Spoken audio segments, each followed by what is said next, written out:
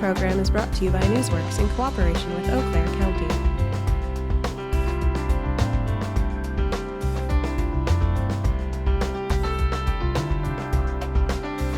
This program is simulcast on WRFP-LP 101.9. I call to order this regular meeting of the Eau Claire County Board of Supervisors on this Tuesday, March the 17th. Supervisors, please rise for an honoring of the flag and a moment of reflection by Supervisor Nancy Coffey, and I believe that we will sit for the moment of reflection.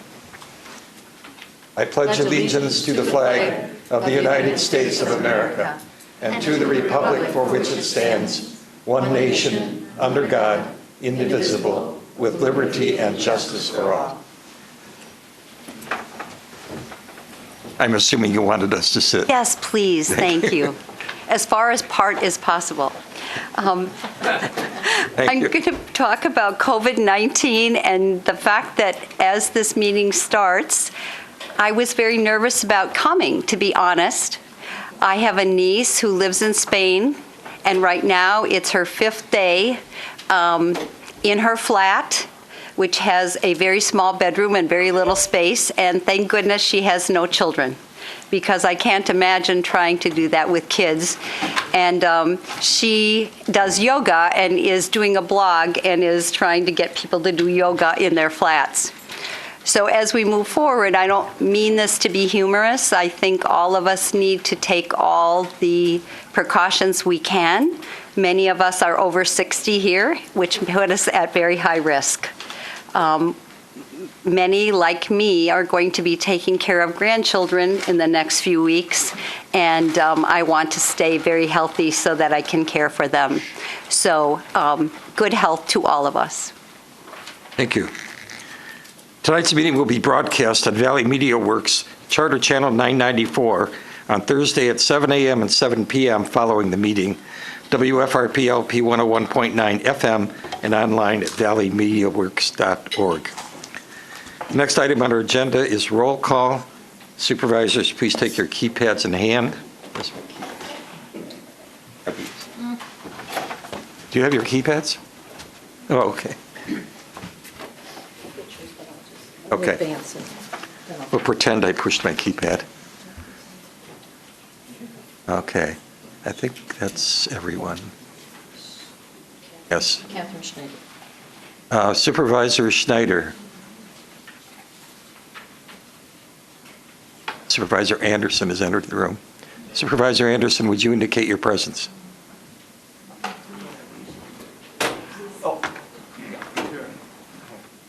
Thank you. Is that everyone? That should be All right. 25 present. We have 25 present. We do have quorum. Thank you. Next item is approval of the Journal of Proceedings of March the 3rd, 2020. Motion, Supervisor Bates. Second, Supervisor Gibson. Any additions, deletions, or corrections? We'll do this by voice vote. All in favor of approving the Journal of Proceedings indicate by saying aye. Aye. Opposed by nay. It is unanimous. Thank you. Next on our agenda is public comment. We have one person presenting public comment. Carol Puce, come forward, please.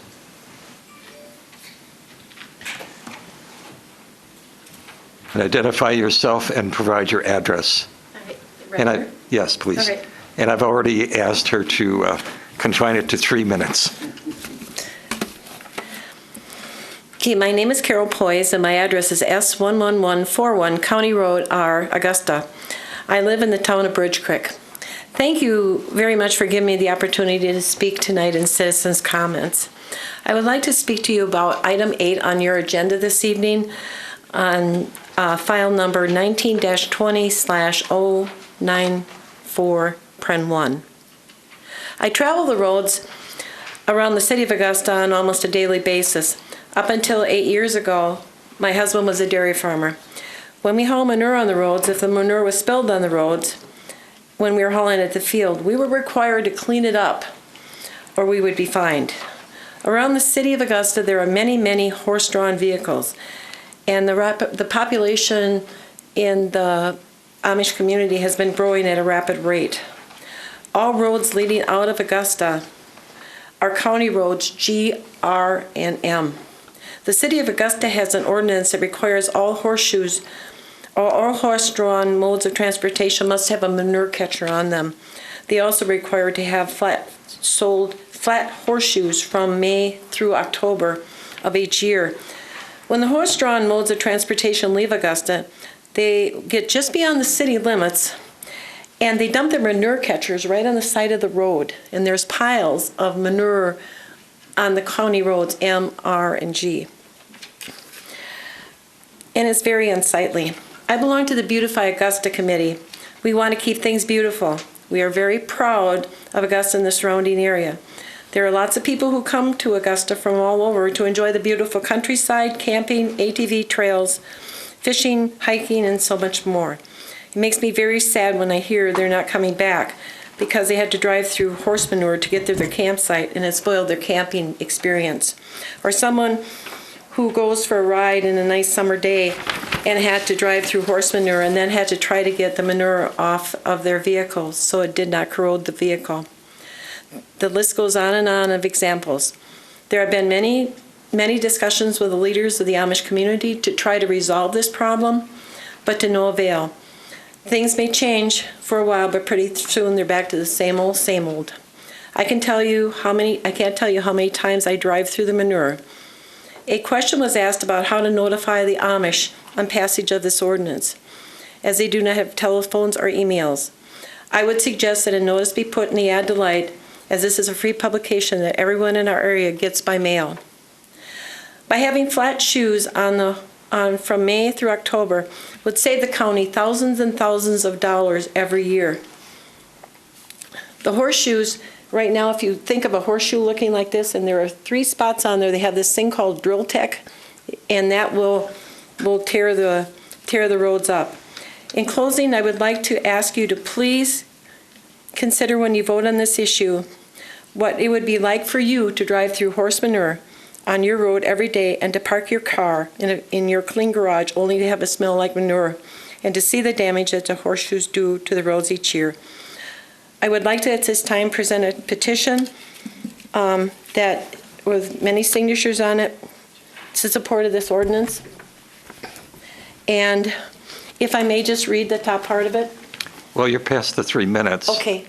Would you indulge me just for that little part? 30 seconds. Okay.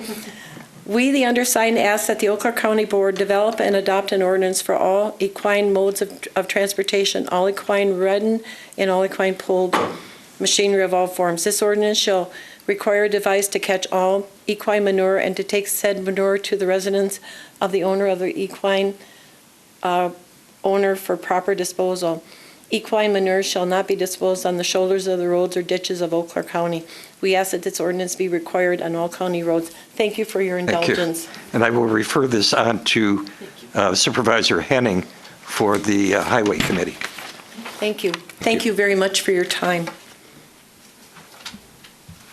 Next item on our agenda is oral reports. Our county administrator is providing an update on COVID-19. Thank you. And this evening we have with us 2 individuals who have been working very closely on this issue. The Health Director, City County Health Director, Lise Kagese, and Tyler Esch, our Emergency Management Director. And they will be sharing information, first of all, from Lisa's perspective in the health arena. And then Tyler will also share regarding our continuity of government operations. So I would encourage you to listen to their report. Thank you, Ms. Schaaf. I will be giving you a brief update as of today and encourage you really in the end to review our health department web page and consider joining us on social media. I think the messages have been out fairly broadly, but we did want to take an opportunity to share with elected officials at the county, a really critically important group, a bit more about what's been happening. As of today, there are no positive COVID-19 cases in Eau Claire County. We are doing testing, and more than 50 tests have been done in the county of county residents. And of those tests, the ones that we have results back from are all negative. There are some still pending. Again, we don't have COVID-19 in Eau Claire County at this point from the testing that we've been doing. We do know that we have community spread in Wisconsin now, though. So as of today, it was announced that there is community spread of COVID-19 in at least 3 counties in our state, Kenosha, Dane, and Milwaukee. And we're expecting to see COVID-19 across the state. It is a disease, just that reminder that none of us are immune to. It is a novel disease. That's why we started talking about it that way initially. And there are populations that are significantly at risk of being very ill and dying from the disease, as I think we all know from the media reports. Our job in public health and with our incident command now is to really focus on preventing disease, continuing to prevent disease happening in Eau Claire. Once disease comes to Eau Claire, the job, and many of you have heard, is flattening the curve. That means once we have disease, we want as few people as possible to get the disease at the same time. We know that flattening the curve is not the same curve is there, it's just when it happens, people will still get sick. We want the sickness to happen over a longer period of time. I think there is some confusion about that. We do know that as of today, a number of, again, today, recent orders were released from the governor. Those changes were announced this afternoon, and we did do a press conference at 3:30. We are doing in Eau Claire County a media event every day at 3:30 for the time being, so that we can continue to update the community on what's happening and make sure people have the best information that we have at that point in time. Do know that we are getting the information pretty much as everybody else is. So my ask of county board and of the community is to really assume positive intent of all of those that are in the middle of this. We are not getting information much more quickly than you are, and as we get it, we're trying to get it out as quickly as possible. What is new today is that there is a whole group of events that are now, if there are more than 10 people, need to be canceled as of 5 o'clock today. That does include closure of restaurants and bars. That does include a number of facilities that make an enormous difference in Eau Claire County, and we know that that has a huge impact. There are many groups, including all of you, that are exempt from that mandate by the state. It doesn't mean that we aren't still recommending for all groups that are gathering really careful acknowledgement of anybody that is ill to not attend any group gatherings, and to really think about some level of distancing between people in those events. I can certainly answer questions about the details, but I think for time for today, I won't go into those details. But we are, the governor is encouraging, and we are encouraging childcare to stay open so that responders to the event particularly, and those of low income that don't have options, have childcare available. We are working with the incident command system to really make sure this community has response across all different, I've been talking too much, across all different kind of stress points, that we're responding to all of those different stress points. And we are working with healthcare very closely. We know that that will be at some point in time the place already. They're having lots of challenges because we have influenza in our community, but we are working very closely with them as well. I hugely appreciate the county leadership team here. We have quickly been able to work together and ask for support, and that has made an amazing difference. Today you'll be considering a declaration that will help support some nimbleness in response as we need that, and do know that we appreciate the work that we did with the City of Eau Claire and Eau Claire County today on that. And I'm certainly, if the chair is interested, available to answer questions about the community situation. Supervisor Schneider, I see your request to speak. Is it a question for Director Giese? Yes. Thank you. Yes, it is. Now that the library has closed, what's being done for homeless people when they have to leave, sojourners during the day? Yeah, and that's a wonderful question we're getting a lot of. We have part of our incident command structure does have a team of people that is working on specifically on people that are experiencing homelessness right now. We're not only concerned with what their available resources are, as we always would, especially during this time when institutions like the library are closed, but also if we have a positive COVID-19 case, what those sheltering institutions have available. So there is a team working on that. We do have options right now available for individuals if they are a positive and we need to isolate them. Again, isolation is for sick people to make sure they are separated from people that are well. And so we do have options for that.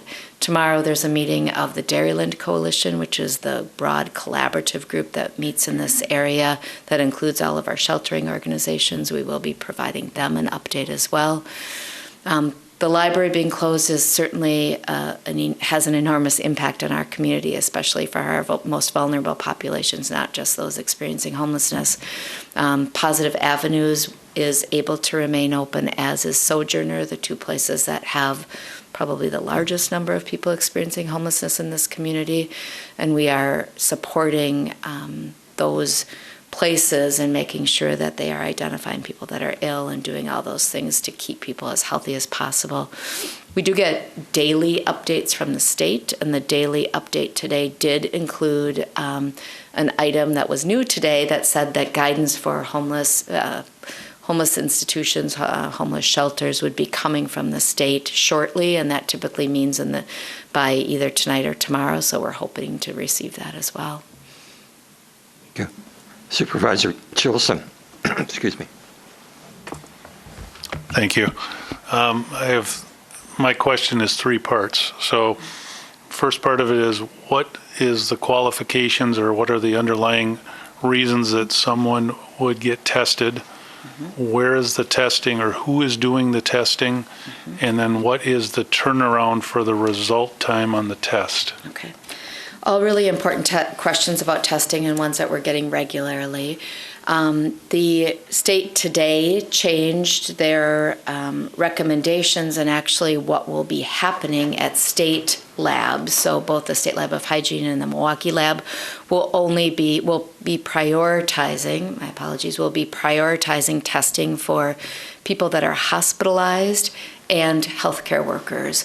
Other tests may happen if capacity is available, but the prioritized testing will be for those two groups. Testing is available in Wisconsin. Running the test kit is available in Wisconsin at the State Lab of Hygiene, at the Milwaukee Lab, the City of Milwaukee Lab, and at a number of commercial labs in the state. Mayo, for example, is also running testing at their Rochester facility. The ability to collect the sample is across our healthcare system. It's the processing of that sample, which is at more limited places. Those places are expanding regularly, and we get updates occasionally on when a new lab is open to run the sample.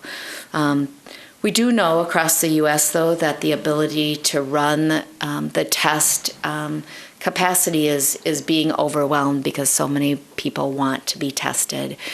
We are strongly recommending, not at this point in time mandating, but strongly recommending that only people that are significantly ill with flu-like symptoms be tested, and healthcare workers that are ill be tested. And that's for those are really public health principled reasons. It's based on science that the risk of spread is high with healthcare workers, and the risk of treating someone in incorrectly if they are hospitalized is significant because they have much higher likelihood of dying, frankly, if they're not treated correctly. And so testing for disease is important at that point. We know with many diseases, this included, people are going to be ill and not significantly sick, and we can't have testing happening just of anybody that's concerned because of that. Our healthcare system, frankly, is overwhelmed already with all kinds of things. So keeping the worried well or the worried slightly sniffly sick away is really, really important.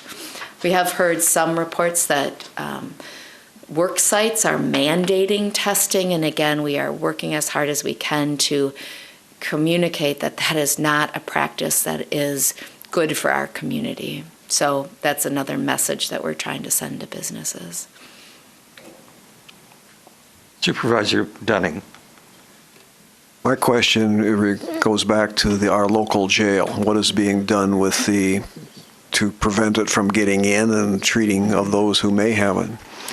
Yeah, and I know the sheriff is here and certainly would welcome his response if that's part of the process. But we do have a team, again, under Incident Command that is working with the jail. The jail is one of the facilities that's exempt in this order. Obviously, we have jails that are much larger than 10 people. The jail has very clear precautions already in place for control of communicable disease and a very strong health team there.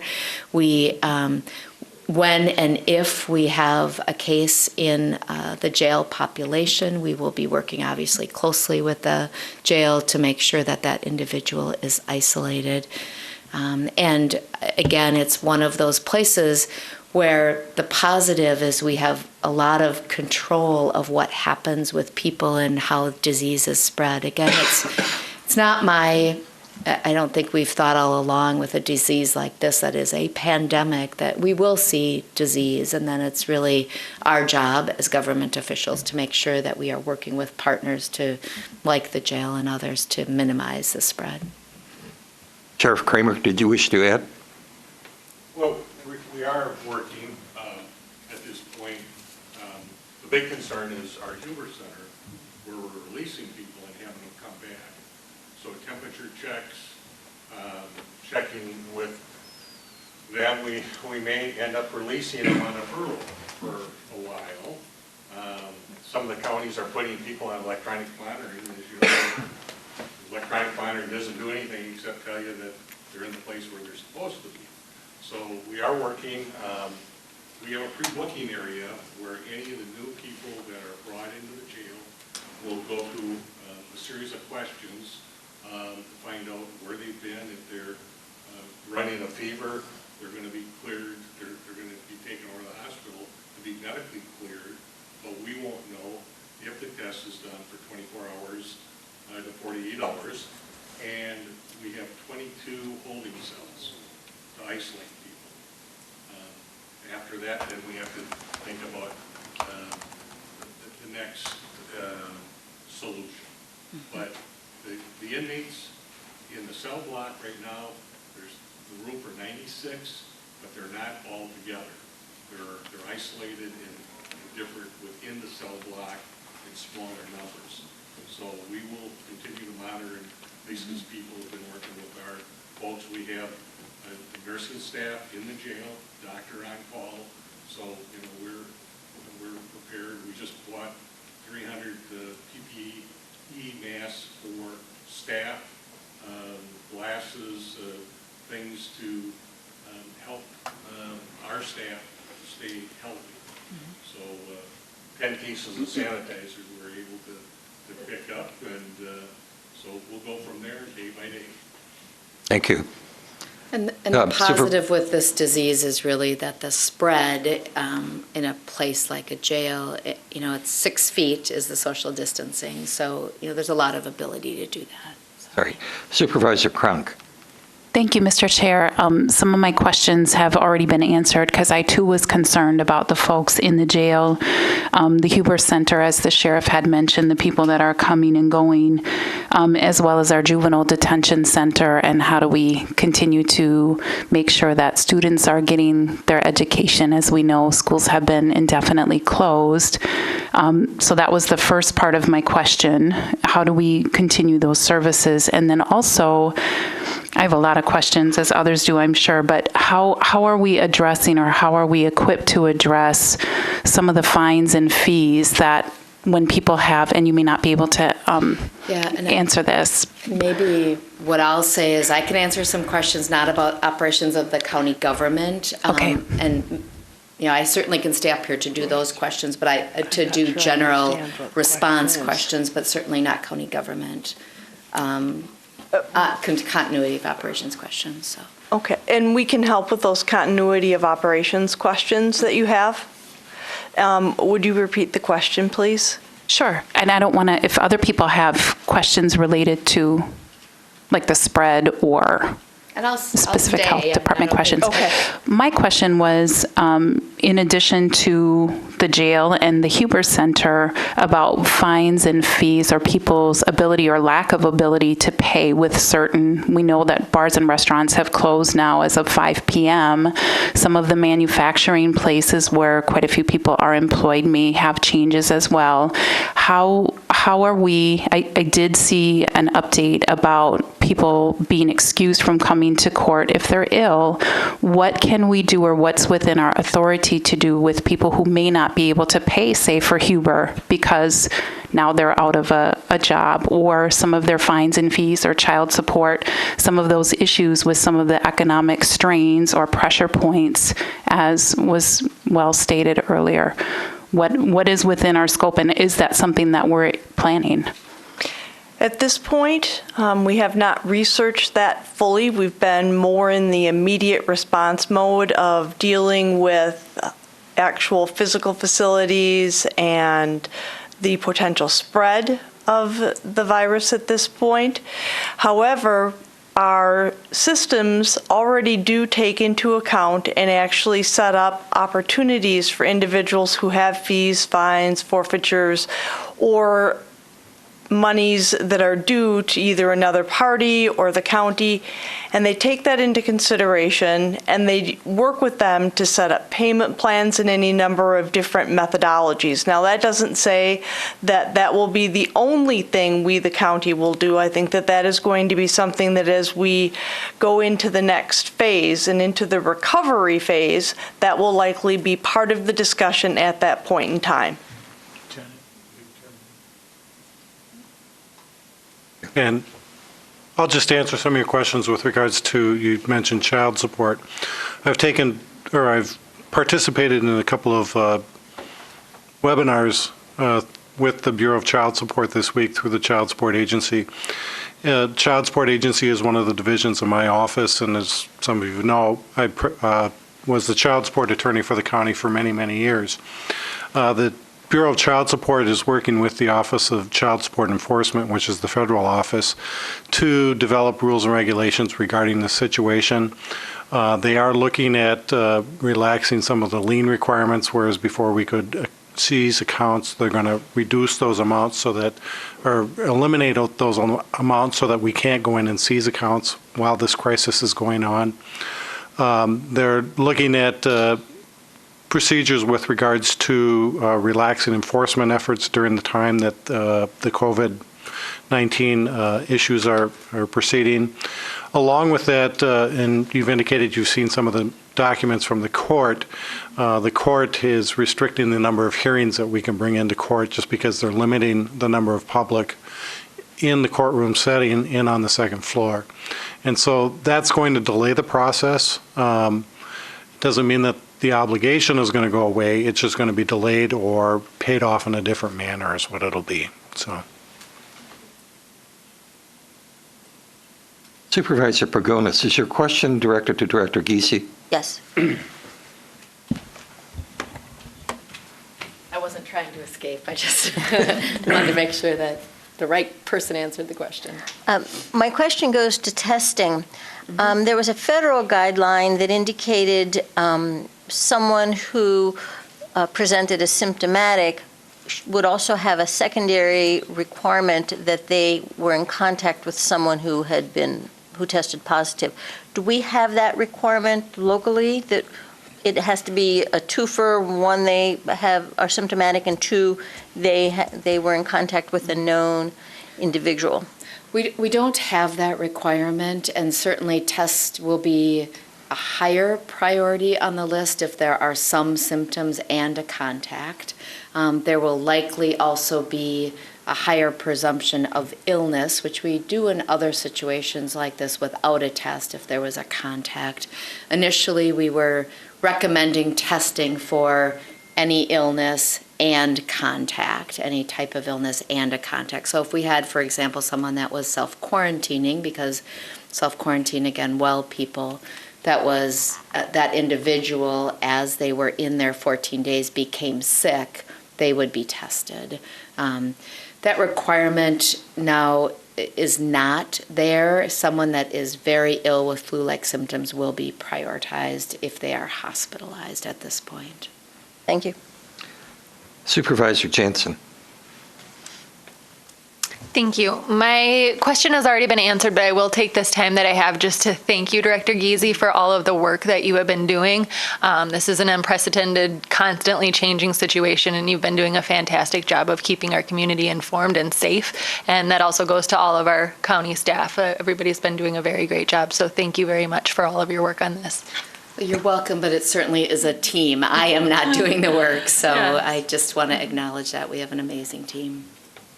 Supervisor Leary.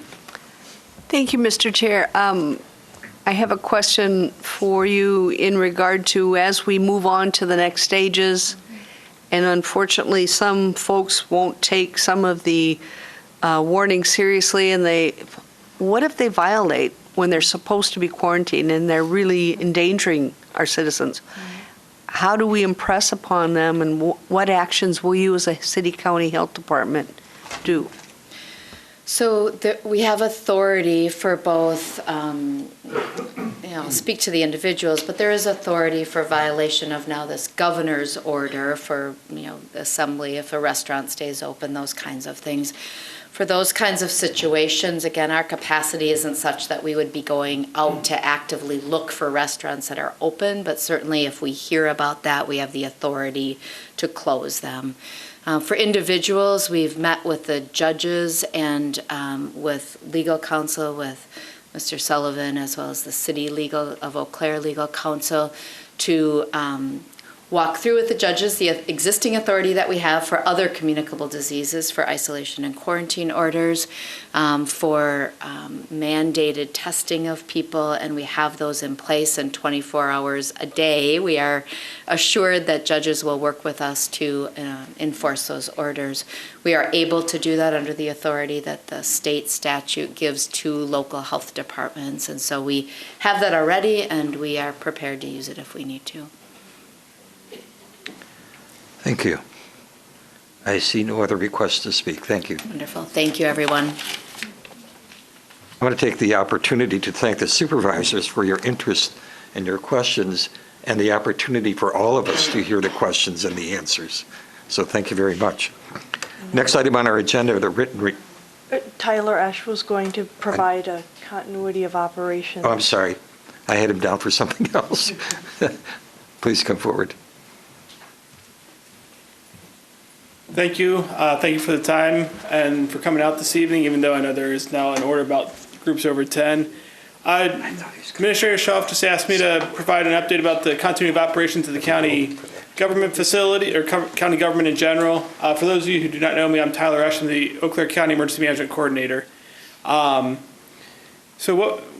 We've been having meetings pretty frequently. I've been meeting closely with pretty much everybody to my right. Liska's team, I'm under the incident command system, working under their operations section, doing a variety of different tasks, including reaching out to emergency services, kind of being a semi-liaison to county administration, and a variety of other roles as they jump up on a daily basis. But when we come to county government continuity of operations, the question came up earlier at the jail. I was fortunate to be part of the team that met with Sheriff Kramer and his staff, Captain Brzezina, Lieutenant or even so, I'm going to mess that name up 10 million times, but about, how do we make sure that as a county we are providing the correct and up-to-date work that we are supposed to be doing, that we're legally mandated to do, to provide to our citizens, to ensure that they are provided for and cared for. And I mean, some of the measures we have taken are very basic. You hopefully all saw the signs as you walked in the doors that if you're feeling ill, if you're feeling a little bit under the weather, if you meet any of those conditions, turn around and go home. We've got other ways to contact us. So there's been a lot of discussion and a lot of push here to department heads about those staff that are able to do so and have the ability and supervisor permission, department head permission, start researching what it looks like to work from home for a little while. Many of us, not everybody, but a lot of, especially senior leadership, have laptops, have cell phones, have the capability to reach out and respond to requests from the public, handle emails, handle day-to-day business. And really, so a lot of the discussions going on right now is, what does that look like? How does a department head make sure that the work being required to be done by their department is being done? How do the staff handle that? And what are those considerations long-term if this becomes a bigger event that impacts Eau Claire County in a significant manner? I know I've been working closely with a variety of different entities. The university has been very good partner for us. The cities have been fantastic partners for us, our emergency services agencies. We actually were supposed to have a fire chiefs meeting tomorrow night, and one of the fire chiefs said, why are we holding a meeting where we're bringing all the chief officials from every fire department together when we're being told to stay away? So that got canceled. So stuff like that. We're trying to be very cognizant of what's going on, both with respect to our employees, with respect to the public, with respect to emergency responders, to ensure that our public and our community is as safe as possible all the time.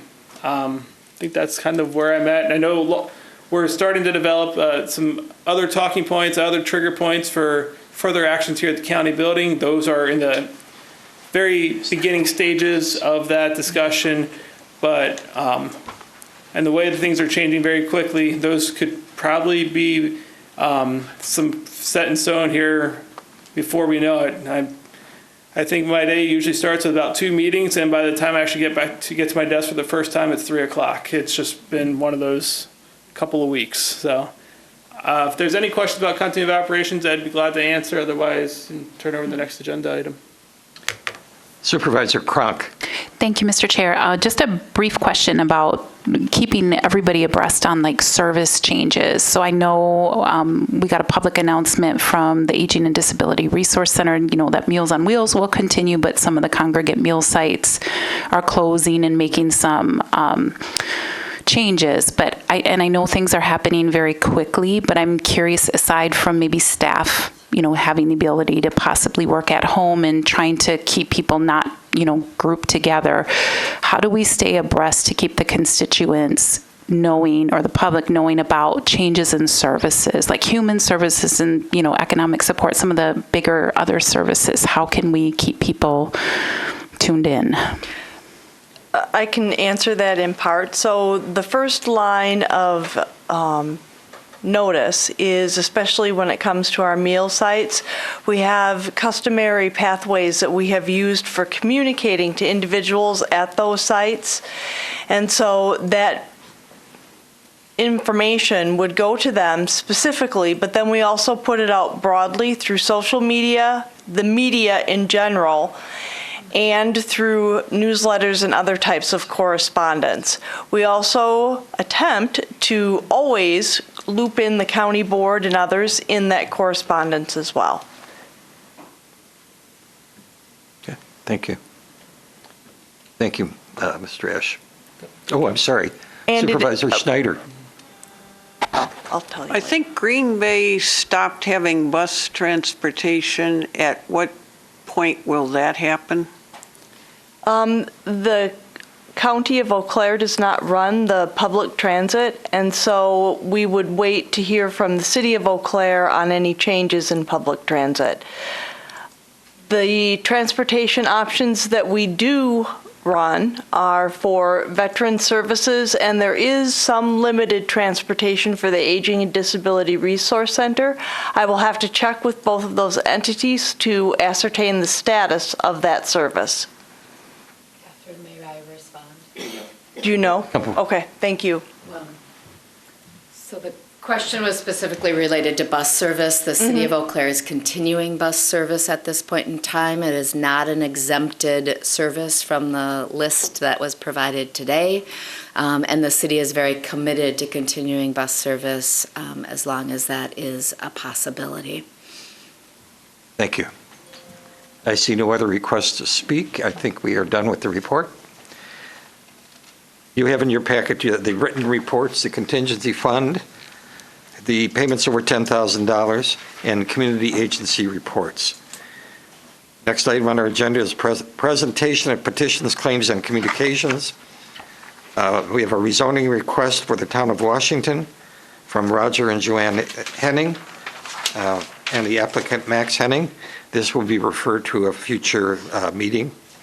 Rezoning request for the town of Washington for the owner John Kelly and applicant Jeremy Skaw.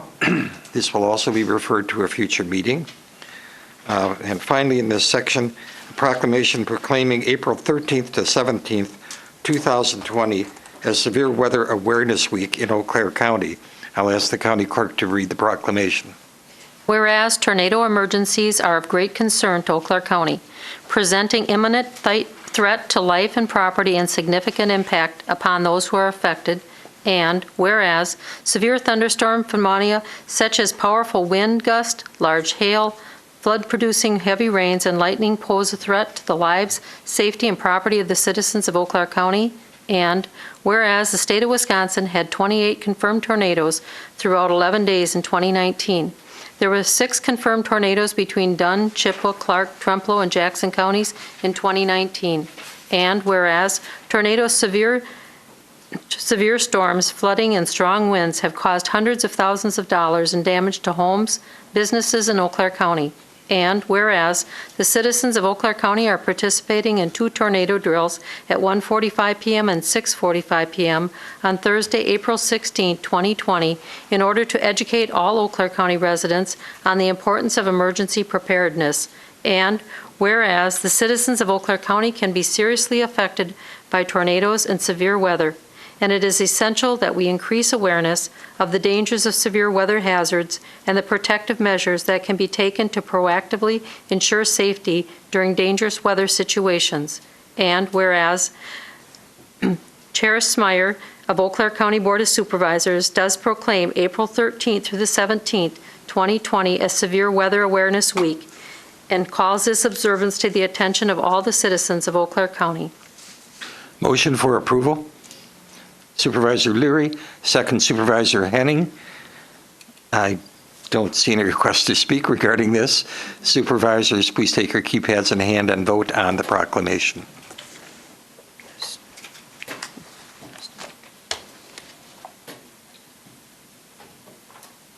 Well, mine's not working.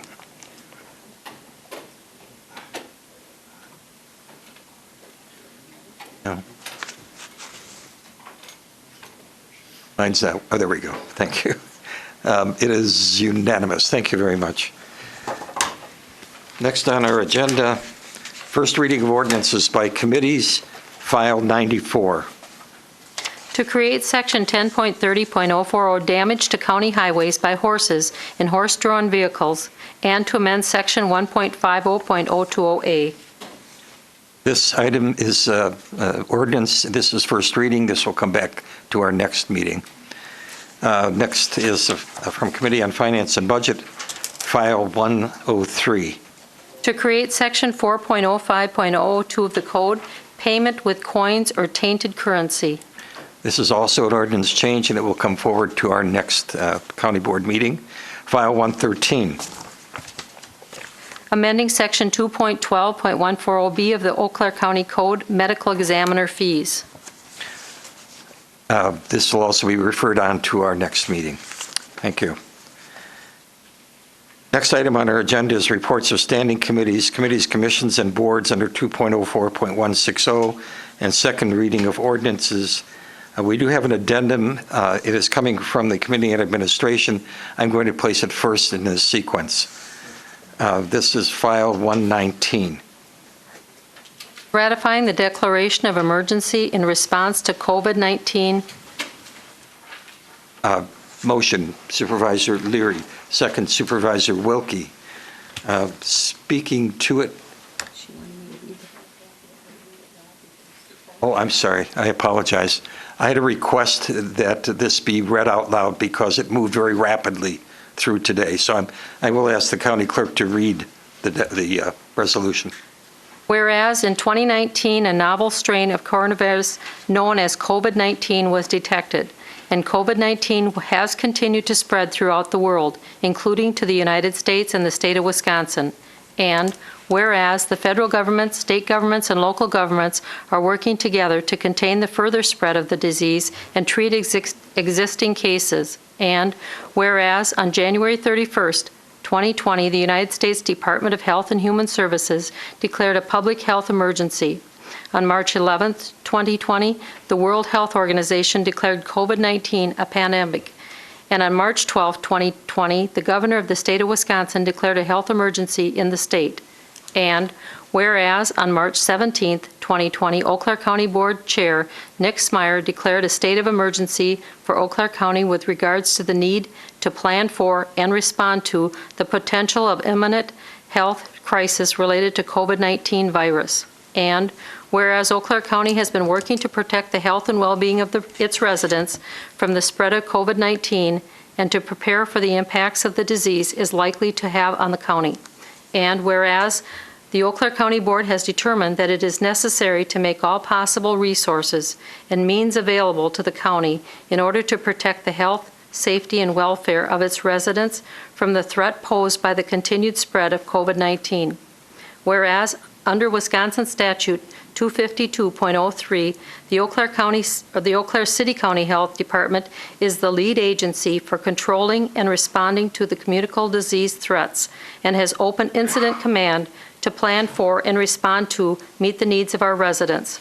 Now therefore to be resolved that pursuant to Wisconsin Statute 323.11 and Chapter 2.36 of the Eau Claire County Code of General Ordinances, the Eau Claire County Board ratifies the declaration of emergency issued by Nick Smyer, County Board Chairman, that finds and declares that a state of emergency exists within the county by reason of imminent threat of disaster impairing medical care, health, and other critical systems of the county due to the spread of COVID-19.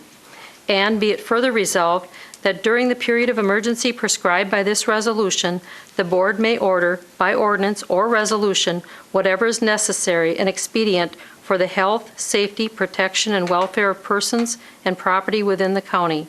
And be it further resolved that the County Board Chairman, Nick Smyer, and the County Administrator, Catherine Schaaf, are hereby authorized and directed by the Eau Claire County Board to coordinate and administer the county's emergency management response and to carry out the orders of the board related thereto.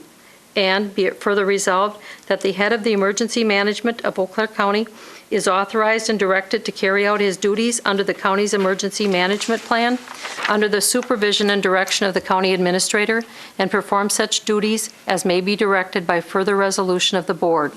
And be it further resolved that during the period of emergency, the county board chair will have the power to cancel meetings if needed and to determine the availability and to authorize county board supervisors to attend meetings of the board remotely in a manner that is consistent with applicable laws and that are reasonably accessible to members of the public. And be it further resolved that based upon the information available to the board and the ongoing threat posed by the spread of COVID-19, the period of emergency shall continue for 60 days from the effective date of this resolution, unless sooner terminated or extended by further resolution of the board. Be it further resolved that all actions here therefore taken by the board and other appropriate public officials and agents of the county with respect to the matters contemplated under the resolution and hereby ratified, confirmed, and approved. It has been moved and seconded. Is there any discussion? Are there any questions? Supervisor Leary. Thank you. I think this is very appropriate, but nowhere did it state that you or Administrator Schaaf would report to the county board if you need to take certain actions.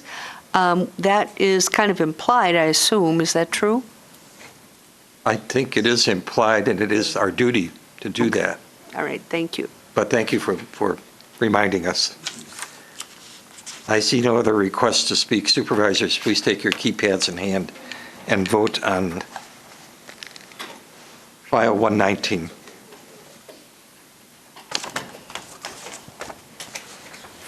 What am I doing now? Yes. Oh. Well, it takes a little Unanimous. instruction from the clerk. Unanimous. Oh, it's unanimous, thank you. With apologies. The next item is file under Committee on Administration and the Extension Committee is file number 107. Requesting support for at least 20% increase in federal Smith-Lever and 1890 extension capacity funding in the USDA's National Institute for Food and Agriculture. Motion. Supervisor DeLuca, second Supervisor Bates. Speaking to this, Supervisor Bates. Turn on my. Thank you. Is it on now? I hope. I think so. Thank you. Before you begin, Supervisor Lavelle, did you push the button to speak? Sure. I'm going to put you on after Supervisor Bates then. No, I didn't. Oh, you did? Sorry. Thank you. This particular request came to us from the WCA organization, passed down to them from Rick Clemmy, who is now the individual that serves on a federal level for all of the extension committees throughout the country. Over the last number of years, needless to say about a decade, the funding on the federal level for extension has really been either down or flat. There isn't perhaps a time that it seems more appropriate that all of the players that are necessary to even meet this particular emergency situation should be in place. Extension is funded like a three-legged stool: county, state, and federal. This is simply a request that will come from every state requesting that the federal government indeed increase the funding in order that we can all do our jobs better. Thank you. I see no request to speak. Supervisors, please take your keypads in hand and vote on file 107.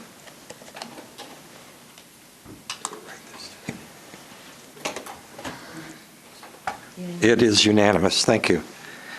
The next item comes from Committee on Administration and the Human Resources Committee, file 93. Authorizing reclassification of one facility supervisor in the maintenance department. Motion. Supervisor Gatlin, second Supervisor Henning. Speaking to this, Supervisor Bates or I think maybe you want to refer to Human Resources. Okay, Supervisor Gatlin? Yes? Beckfield, I think. Oh, Beckfield. excuse me, who is speaking to this? Supervisor Beckfield? I'll defer to Supervisor. Okay. Great job. Go ahead. Oh, she did? You're on, Supervisor Beckfield.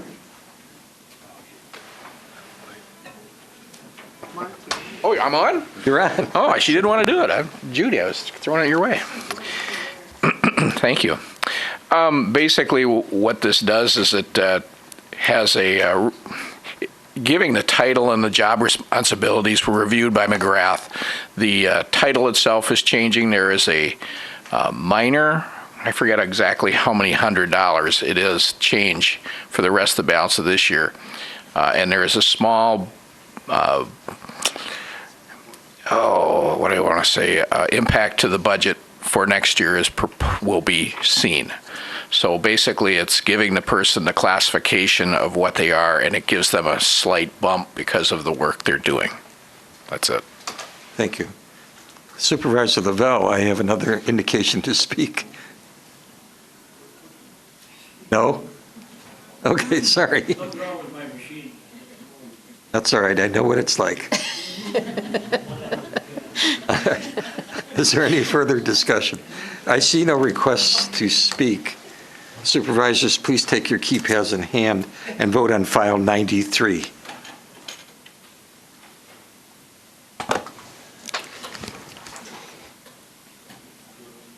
It is unanimous. Thank you.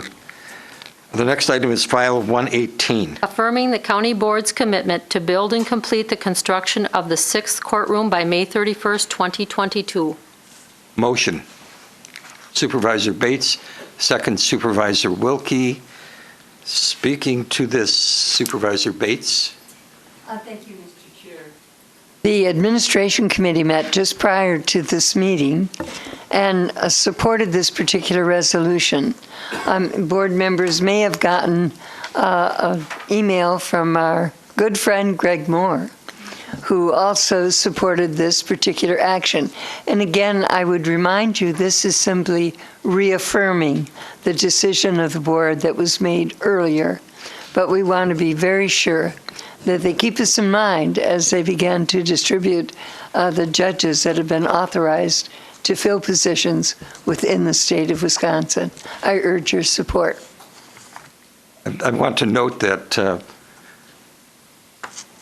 I was just going to do it. Supervisor Wilkie, go ahead.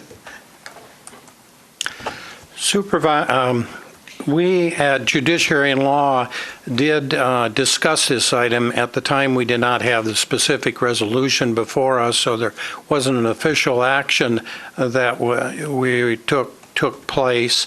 However, Judiciary Law, I think I'm safe in saying that by consensus, we're in support of this, keeping in mind that number of years ago, it originated out of Judiciary and Law requesting the 6th court, and it came before this board, and if I remember correctly, this board unanimously approved it. The only issue that we've been faced with is when we should move forward with the 6th court. It's time to move forward at this point and have it in place before May 31st, 2022. The timeline as far as construction, when that should start, is in the hands of our staff, primarily our administrator and Frank Draxler. But by consensus, I believe Judicial Law supports this. Thank you. I see no request to speak. Supervisors, please take your keypads in hand and vote on file 118.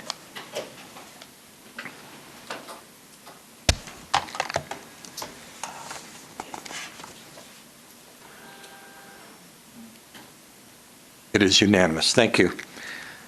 Next item is is file number 112.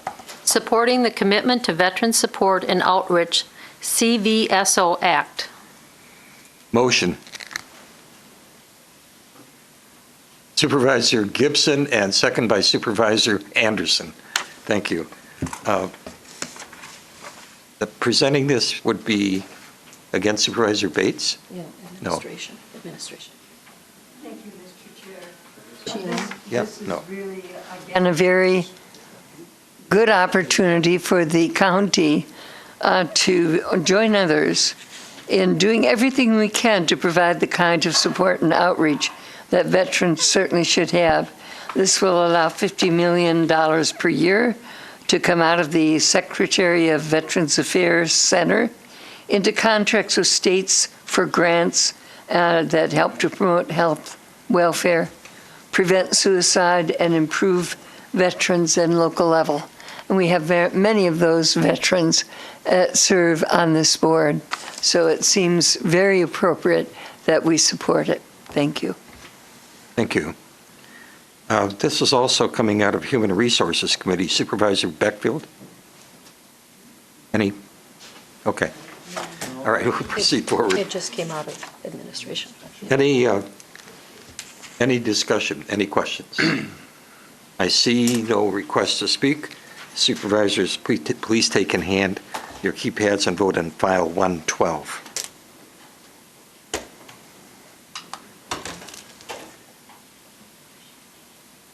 It is unanimous, I think.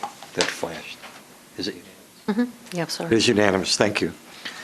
Next item is from the Committee on Administration, Committee on Human Resources, and Committee on Judiciary and Law, File 99. Authorizing to abolish one criminal justice coordinating council manager position and to create one criminal justice coordinating council director. Motion. Supervisor Gatlin, second Supervisor Schneider. Speaking to this, we have 3 committees on this.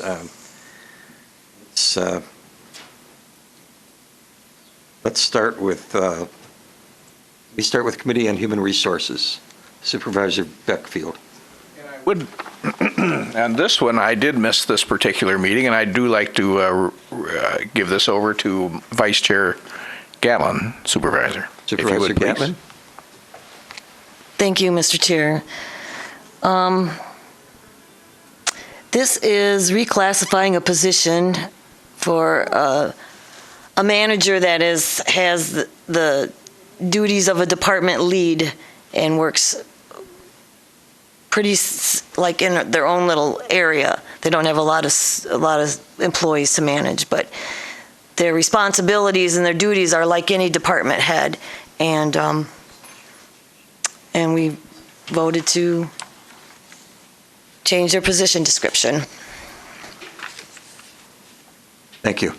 And I support it. And it went back to Finance and Budget last time we brought it up. Okay. Judiciary and Law, Supervisor Wilkie, do you have any comment on this? Yes, Mr. Chairman.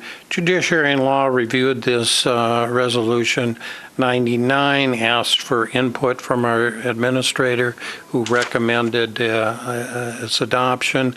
After review and discussion, the committee voted 4-0, recommending to you its approval. Thank you.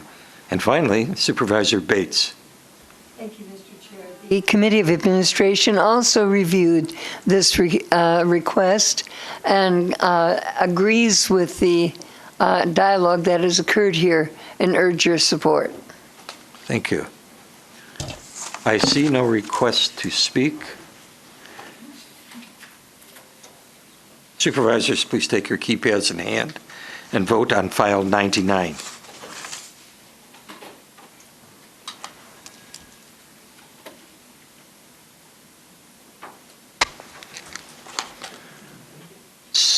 Supervisor Gatlin. It is unanimous. Thank you. Next item on our agenda from the Committee on Judiciary and Law, File 116. Requesting the Wisconsin Legislature act to protect refugees living in the state of Wisconsin. Motion.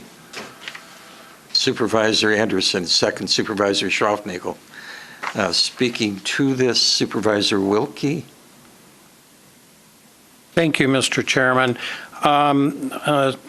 Judiciary and Law is introducing this to you and discussed it and is introducing it to you by a vote in favor of 4-0.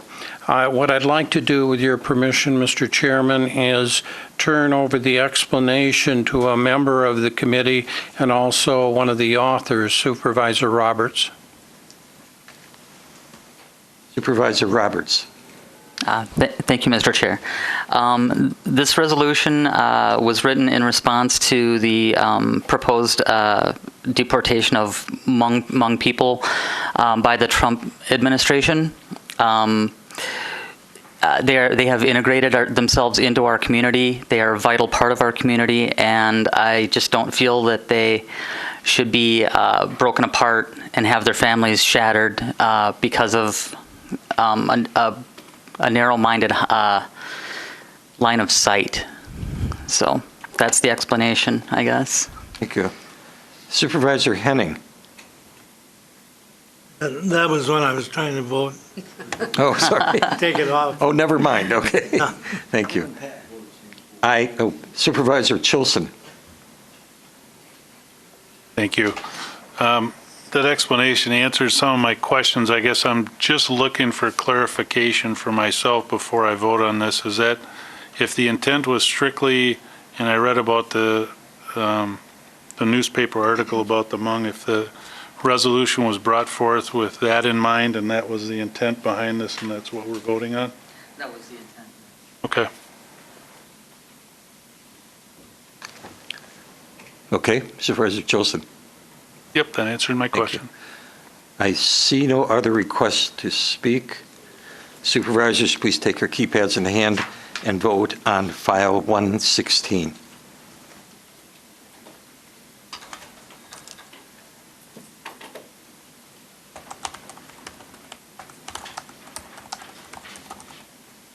It is unanimous. Thank you very much. Next item is from the Committee on Parks and Forests, file 106. Authorizing the Parks and Forest Director to submit an application to the State of Wisconsin Department of Natural Resources for any financial aid that may be available for maintaining, acquiring, insuring, or developing lands for public outdoor motorized trails. Motion, Supervisor Beckfield, second Supervisor Dunning. Speaking to this, Supervisor Moritz, or? I guess I'll speak to it since the chair's not here. Excuse me, Supervisor Moritz, please speak into your microphone. Yes, it just came on. I wasn't prepared to speak on this, but Gary, would you like to speak with it on this for me? Yeah, it just sounds. We recommend for funding of trails that this be approved, but if Gary would explain it. Supervisor Gibson, are you willing? Yeah. Okay. Did they explain this to us, Gary? Yeah, I can do this. Okay, thank you. There are a lot of things that we do for the trails and things through the parks and forest, and this has to come to the county board to apply for these grants. And basically, that's what it all boils down to, is we need permission from the board so that the Parks and Forest Director can submit an application to the state for grants for what the parks is responsible for. Thank you. I see no request to speak. Supervisors, please take your keypads in hand and vote on file 106.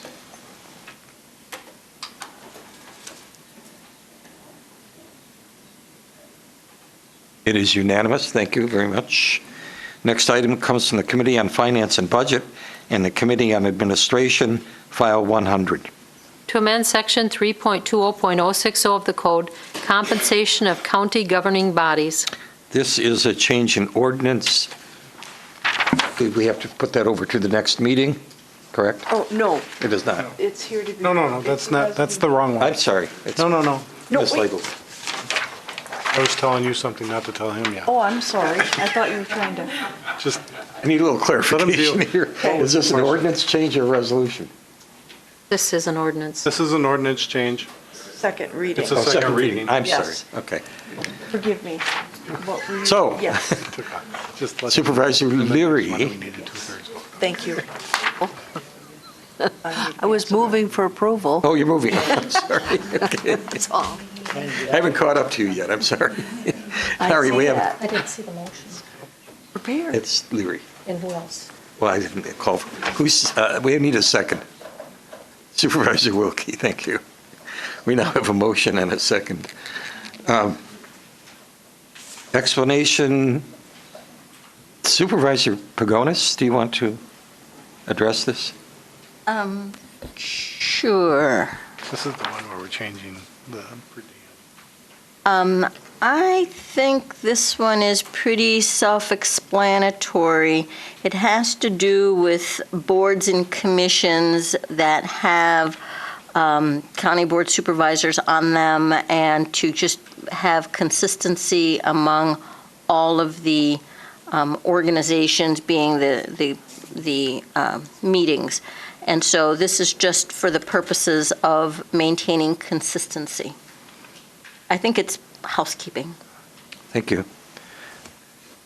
Supervisor Bates, do you have any additional comment? No, I believe that's correct. I'm thinking that this also compensates citizen members, and they had not been compensated in the past. So this really allows the individuals who volunteer to give their time and have the interest to participate in some of the committees in county government to be reimbursed for some of their costs. And for young people with families, that can be significant. If you have children and you have to pay for childcare. It certainly seems to me to make the whole process more fair right across the board. Thank you. I see no request to speak. Supervisors, please take your pads in hand and vote on file 100.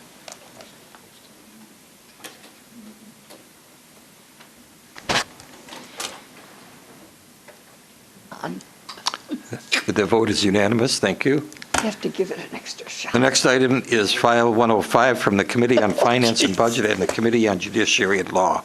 Authorizing a transfer of $18,100 from the contingency fund to the Sheriff's Department to replace a jail oven. Speaking to this, Supervisor Pagonis. That's it. Thank you, Mr. Chair. Oh, I'm sorry. Did I answer? No, you haven't. I'm sorry. Motion, Supervisor Jansen. Second, Supervisor Beckfield. Supervisor Pagonis. Thank you, Mr. Chair. An oven that was in the jail that just went kaput, to repair it, keep in mind these are large industrial ovens. The jail makes between 900 and 1,000 meals per day, so it's 300 meals 3 times a day, and this was a steam oven.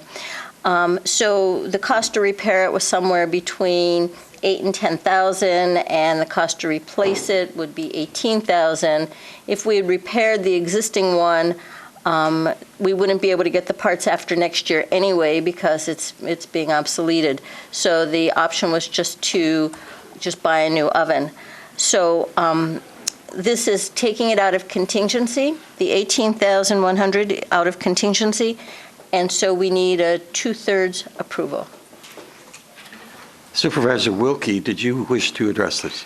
Judiciary and Law did also review this, and on a vote 4-0 agrees with Budget and Finance. Thank you. Supervisor Knight? Oh, that was for a previous thing, but I'm fine. Okay. Oh, never mind. Okay. I see no other requests to speak. Thank you, Supervisor Pagonis, for the reminder. This requires a 2/3 vote, correct? Yes. Supervisors, please take your keypads in hand and vote on file 105.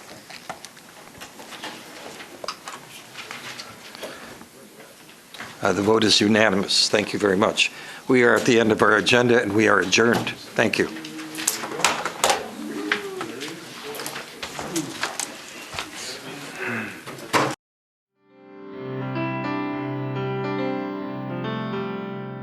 This program was brought to you by a cooperation between Newsworks and the City of Eau Claire. A transcript of this meeting is available for the hearing impaired. It will be available within 7 days of this telecast. Call 715-839-4912 or TDD 715-839-1689 or write Eau Claire City Clerk, P.O. Box 5148, Eau Claire, Wisconsin 54702-5148. Newsworks is made possible by continuing community support. If you would like to volunteer or make a donation, please contact us via phone at 715